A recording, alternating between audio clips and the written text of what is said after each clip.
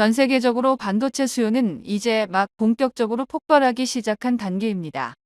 AI와 데이터 센터, 전기차 스마트 디바이스 등에서 요구하는 반도체 물량이 일본의 상상을 훌쩍 뛰어넘는 수준으로 커졌습니다. 그 여파로 2025년 사상 최초로 한국의 연간 수출액이 일본을 앞질렀는데요.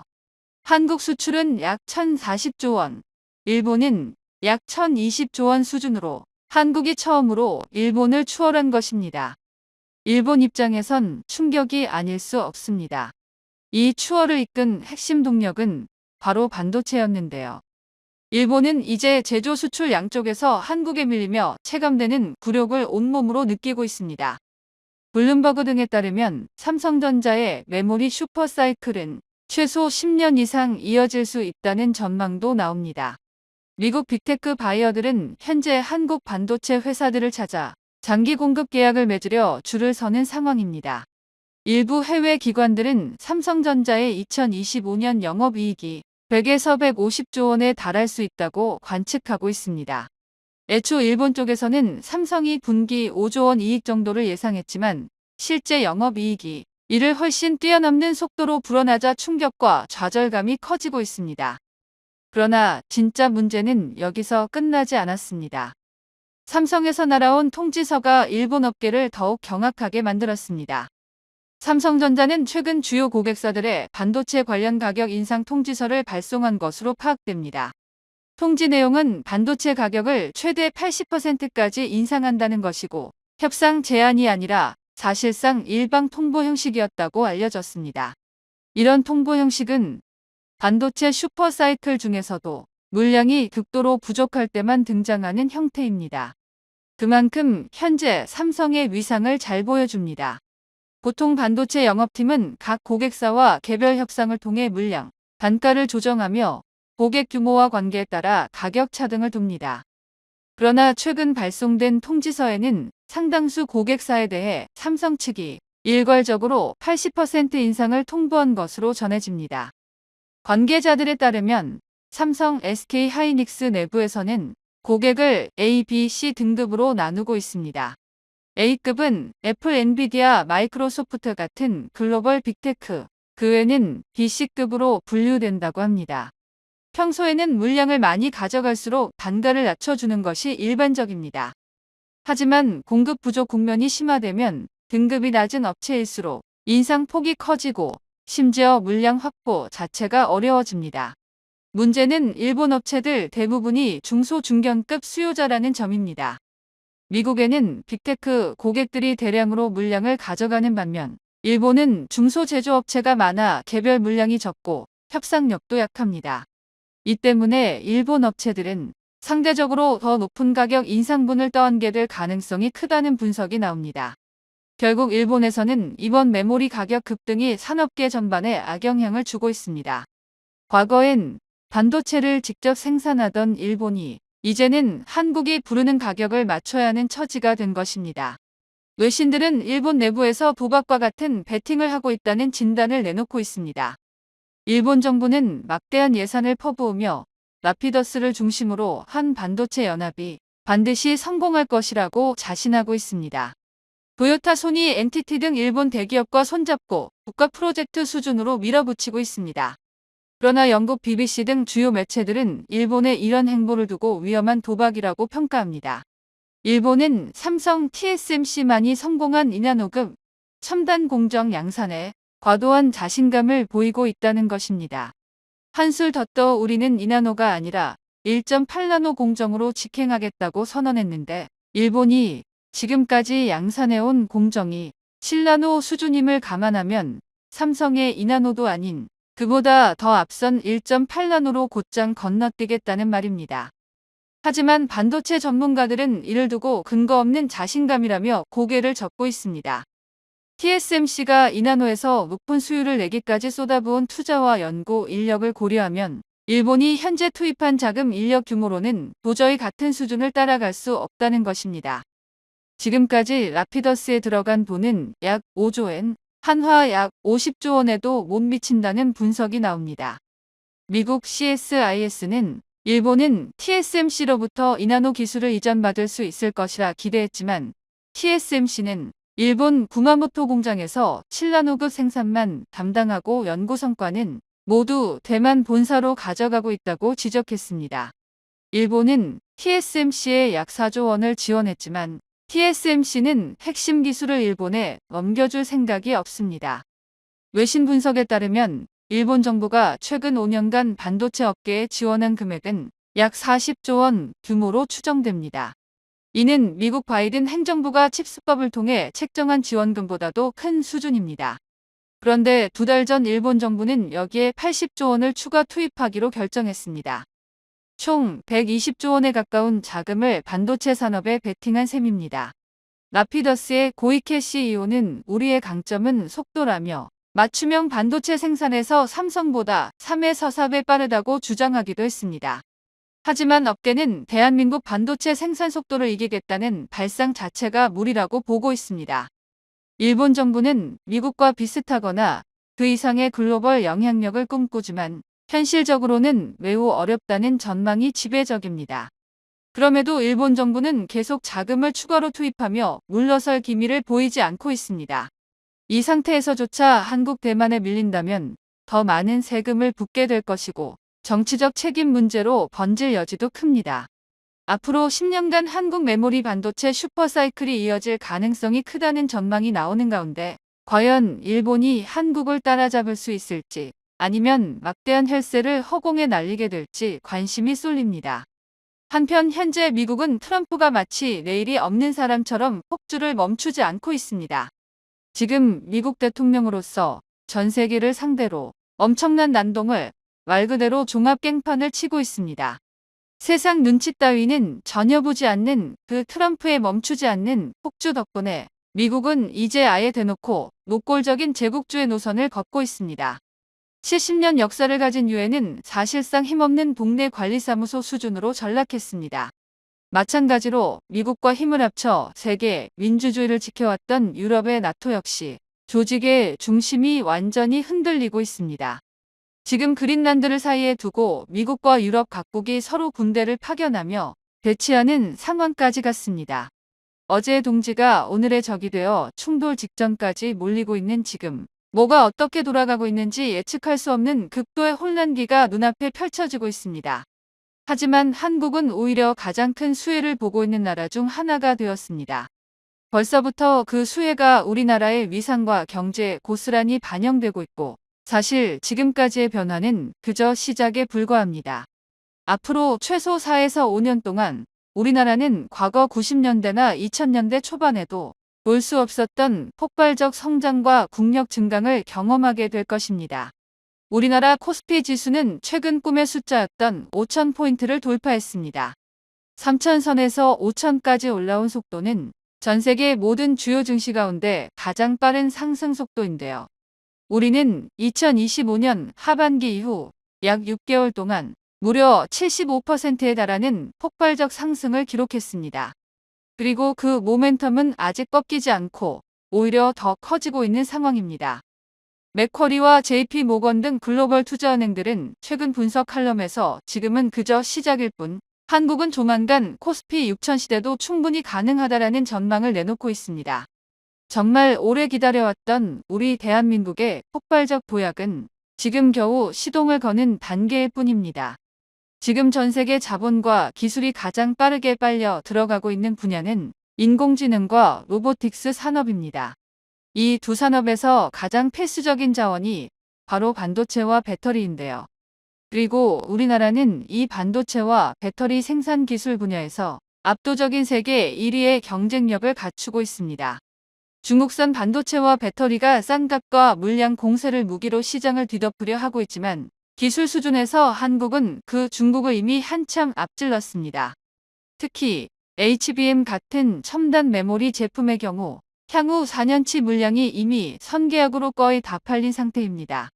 지금 삼성과 SK하이닉스는 글로벌 고객사들이 구매하기 위해 줄지어 서 있는 형국입니다. 배터리 역시 이제는 전기차를 넘어 로봇드론, 에너지 저장 장치 등으로 사용처가 확대되고 있습니다. 가성비보다 실제 성능 안전성이 훨씬 중요해지면서 효율도 떨어지고 자주 폭발 사고가 나는 싸구려 중국산 배터리는 한국산과는 아예 비교 대상이 되지 않습니다. 시간이 갈수록 전 세계 배터리 시장은 한국 기업들의 점유율이 점점 높아지며 사실상 독점에 가까운 구조로 재편될 가능성이 큽니다. 지금은 누가 친구이고 누가 적인지 알 수 없는 시대입니다.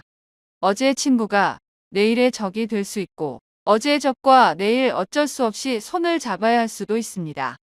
지구촌은 모든 국가가 서로 촘촘하게 다방면으로 깊이 얽혀 있는데 그 누구도 혼자 고립되어서는 생존할 수 없습니다. 누군가와는 반드시 손을 잡아야 하는데 그렇기 때문에 지금 우리 대한민국의 위상이 더욱 빠르게 높아지고 있습니다. 대한민국은 지금 전 세계 국가들이 보기에 가장 신뢰할 수 있고 가장 안전하며 가장 믿을 만한 파트너이자 자동차, 반도체, 배터리, 무기까지 모든 것을 생산하는 유일한 종합제조 강국이기 때문입니다. 혼란스러운 세상에서 각 국가는 믿을 수 있는 국가를 선택해야 합니다. 어떤 사회에서든 불신이 깊어질수록 신뢰는 가장 귀하고도 값비싼 사회적 자원이 되는데 신뢰라는 것은 단기간에 돈을 퍼붓는다고 만들어지지 않습니다. 미국이 세계 최대 시장을 가지고 있지만 현재 미국은 신뢰를 잃어가고 있습니다.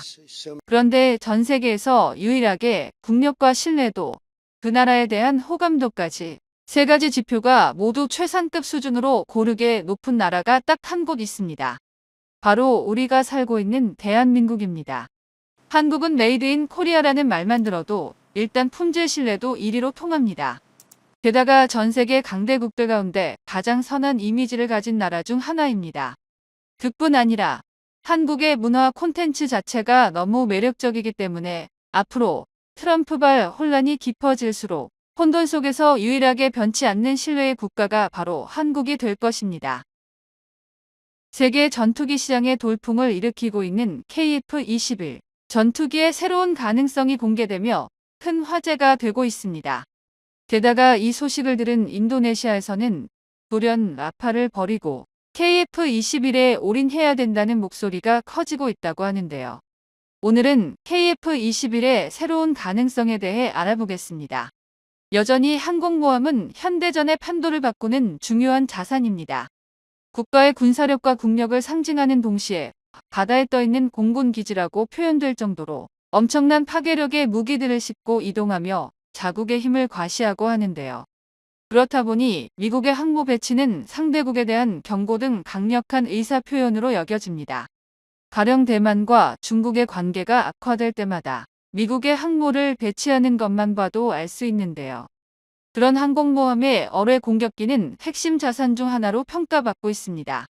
최근 새로운 형태의 어뢰 공격이 가능한 뇌격 임무를 수행할 전투기가 필요하다는 목소리가 커지면서 대한민국의 자랑스러운 다목적 전투기 KF-21 보라매가 이 역할을 맡을 것으로 기대되고 있습니다.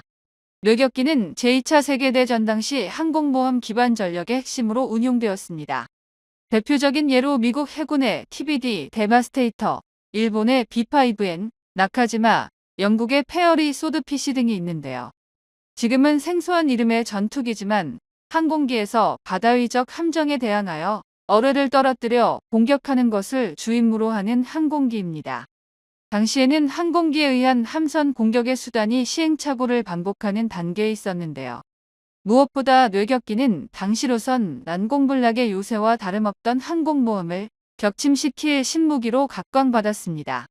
현재 미군의 항모 한 척에는 FA-18이 슈퍼호넷 전투기 40여 대와 최강의 전자전기라 불리는 EA-28G 그라울러, E2C 조기 경보기, MH-60S 해상작전 헬기, C2A, 수송기 등 총 100여 대 고정익 및 회전익 항공기가 탑재됩니다. 즉, 항모 한 척의 공군력이 웬만한 국가 이상이라 할 수 있습니다. 이러한 위상은 과거에도 마찬가지여서 항공모함은 제2차 세계대전을 거치면서 해전의 승패를 좌우하는 게임 체인저로 거듭났습니다. 하지만 최근 항공어뢰는 미사일 등으로 대체되며 뇌격기는 점차 사라졌습니다. 장거리에서 안전하게 함선 공격이 가능한 새로운 체계인 대함 미사일로 대체될 수밖에 없었습니다. 기술 발전과 전술 변화 속에서 그 역할을 정밀 유도폭탄이나 미사일이 대신하게 만들었고 뇌격기는 역사 속으로 사라지는 듯 했습니다. 그러나 잠수함 위협 증가, 중국 항모 등 대형 함선 전력 강화로 인해 항공어뢰 공격의 필요성이 다시 제기되고 있습니다. 항공어뢰 공격이라는 전술이 현대전에서 큰 효과는 거두지 못할지라도 하나의 공격 옵션 역할은 충분히 한다는 것인데요. 기존 대잠 초계기나 헬리콥터의 어뢰 투하 능력은 제한적이기 때문에 빠르고 다목적 임무가 가능한 전투기가 어뢰 투하 임무를 맡는 것이 효율적이라는 분석이 나오고 있기 때문인데요. 여기서 대한민국이 독자적으로 개발한 KF-21 보라매는 이러한 요구를 충족할 수 있는 플랫폼으로 주목받고 있습니다. KF-21은 다목적 전투기로 설계되었으며 공대공, 공대지, 공대함을 모두 수행할 수 있는 능력을 갖추고 있는데요. 특히 어뢰의 공격을 포함한 현대화된 뇌격 임무 수행에 적합한 특성을 가지고 있습니다. KF-21은 최첨단 항전 장비를 탑재하여 적 함선의 탐지와 추적, 그리고 공격 목표 설정에 뛰어난 능력을 발휘합니다. 특히 레이더와 통합된 전자전 시스템은 적 대공포의 탐지와 회피에 유리한 환경을 제공하고 있습니다. 여기에 KF-21의 고속성 기동성은 기존 뇌격기의 단점 중 하나였던 낮은 생존성을 해결할 수 있는 요소가 되고 있습니다. KF-21은 기존의 공대공 및 공대지 미사일 외에도 항공어뢰를 탑재할 수 있는 능력을 보유하고 있어 항공어뢰 투하 임무를 위한 무장 장착 시스템을 통해 대잠 임무를 병행할 수도 있습니다. 또한 KF-21은 한국이 독자적으로 개발한 다양한 무기체계와 완벽히 통합될 수 있도록 설계되었습니다. 예를 들어 한국형 어뢰인 백상어와 통합 운용이 가능하며 이를 통해 대잠전, 대함전 등 높은 시너지를 발휘할 수 있습니다. KF-21이 뇌격 임무를 포함한 다목적 전투기로 운영될 경우 대한민국은 해양 전력에서 한층 더 독보적인 위치를 차지할 수 있을 텐데요. 특히 북한의 해양 도발과 중국의 잠수함 위협에 대응하기 위한 강력한 수단이 될 것입니다. 또한 KF-21이 뇌격 임무를 포함한 다양한 임무에서 성과를 보일 수 있다는 소식에 인도네시아에서는 연일 보라매를 보도하며 다시금 한국과 손을 잡고 싶어 하고 있습니다. 우선 인도네시아가 선택한 라팔 전투기가 중국산 전투기에 격추당한 사실에 충격을 받았기 때문인데요. 또한 인니가 갑자기 태도를 돌변한 이유에는 전투기 개발의 합리적 비용, 기술 확보, 스텔스 업그레이드 가능성이라는 세 가지 요소를 동시에 충족하기 위해서입니다. 인니 입장에서는 자체 항공산업 기반을 튼튼히 다지며 미래의 전력 경쟁에서 도태되지 않으려면 보라매에 눈을 돌릴 수밖에 없다고 판단한 것입니다. 그런데 이 소식에 우리 국민들이 분노하고 있습니다. 인도네시아는 KF-21을 등회시하고 프랑스산 라팔 도입 계약을 통해 군사 외교적 이득을 누리고 싶어 했기 때문인데요. 최근 라팔이 국제교전에서 격추되자 인도네시아 국민들은 다시금 한국으로 돌아가라는 목소리를 내었기 때문입니다. 가장 중요한 중국산 전투기의 전자전 능력으로 라팔을 잡았다는 것은 자신들이 생각해도 어이가 없었던 것입니다. 전 세계 많은 사람들은 러시아 우크라이나 전쟁으로 전자전 공격이 첨단화된 군사기술을 막아내는데 매우 중요하다는 것을 일깨웠습니다. 러시아와 우크라이나는 전자전 공격을 활용하여 서로의 유도 미사일이나 드론을 무력화시키고 통신망을 교란하여 교전의 우위를 점하려 하고 있는데요. 이러한 전자전 공격은 전투기도 예외는 아닙니다. 전투기 역시 적의 전자전 공격을 받게 되면 레이더가 표적을 정확하게 추적하기 어렵고 미사일로 정확하게 목표물을 타격하는 것이 쉽지 않습니다. 또한 항법 시스템이 오류를 일으키면 작전에 투입된 전투기의 위치 파악조차 쉽지 않기 때문에 전자전 공격은 전투기를 견제하는데 매우 효과적인 방법입니다. 실전 경험을 통해 이를 잘 알고 있는 러시아와 우크라이나는 서로의 전투기가 원활한 임무를 수행하지 못하도록 각종 전자전 공격을 실행하고 있는데요. 이처럼 강력한 전자전 능력은 현대 공중전에서 필수적인 요소가 되었습니다. 그리고 공중전에서 이러한 전자전 공격을 가장 극대화할 수 있는 무기체계가 바로 전자전기입니다. 애초부터 전자전을 염두에 두고 개발된 군용 항공기인 만큼 전자전기는 아군의 전투기 편대와 함께 작전에 투입되어 적의 전투기와 방공 미사일 레이더를 교란하고 우군기를 위협하는 적 자산을 효과적으로 제압합니다. 반대로 적 편대기에 강력한 전자전기가 배치되어 있다면 우리 한국에겐 매우 위험한 상황이 연출될 수 있는데요. 하지만 우리 대한민국에게는 자랑스러운 KF-21 역시 강력한 전자전기 능력을 갖추기 위한 만반의 준비를 하고 있습니다. KF-21은 이미 블록1 단계에서부터 상당히 우수한 전자전 성능을 보유한 기체입니다. 하지만 많은 이들이 KF-21의 진짜 본 모습은 블록2라고 언급하듯이 블록2의 전자전 성능은 매우 높아질 전망입니다. 한국은 기존의 미국산 전투기에 장착하기 위해 개발된 포드형 전자전 장비를 소형화하여 KF-21부터는 전투기 내부에 탑재할 수 있을 정도로 기술적 진보를 이루었으며 그만큼 KF-21은 동급 전투기 중에서도 매우 우수한 전자전 능력을 갖춘 전투기로 평가받습니다. 이러한 KF-21이 블록2로 넘어가면 지금보다 더 강력한 전자전 성능을 보유하도록 개량될 예정인데요. 한국은 기본적으로 강력한 전자전 성능을 갖춘 다수의 KF-21 블록2와 이를 기반으로 한 전문적인 전자전기를 함께 편제하고 전투기와 방공망이 가진 레이더 전력을 완전히 무력화시키는 작전 계획을 보유하고 있습니다. 최근 한국은 전자전기 개발을 위해 무려 1조 8천억 원 이상의 예산을 투입하기로 결정하였습니다. 전자전 장비는 LIG, 넥스원이 제작하고 전투기와의 체계 통합은 카이가 주도하는 방식을 활용하여 전자전기가 제작되며 KF-21을 기반으로 한 전자전기는 4대가 제작될 전망인데요. 이 밖에도 A사 레이더의 성능을 개량하여 전자전 공격이 가능하도록 하는 방안도 거론되고 있습니다. 분명한 것은 이제 전자전기를 독자 개발하는 것은 자국의 영공과 안보를 지키는 가장 중요한 일이 되었다는 것인데요. 미국은 이에 28G 그라울러에 이어 F-15 전투기를 전자전기로 개량하다고 선언했으며 중국은 젠15D 이외에도 젠16D를 비롯하여 각종 전자전기를 공개하고 있습니다. 또한 유럽 역시 유로파이터를 개량한 유로파이터 EK를 통해 전자전기를 보유하겠다는 것처럼 이제 강력한 전자전기를 보유하는 것은 한국 안보를 위해 절대로 미뤄서는 안 되는 중차대한 안보 문제입니다. 검증된 4.5세대 플랫폼이면서도 5세대의 진입을 모색하는 KF-21은 적성국에 맞설 수 있는 전자전 역량을 끊임없이 갈고 닦아야 할 것입니다.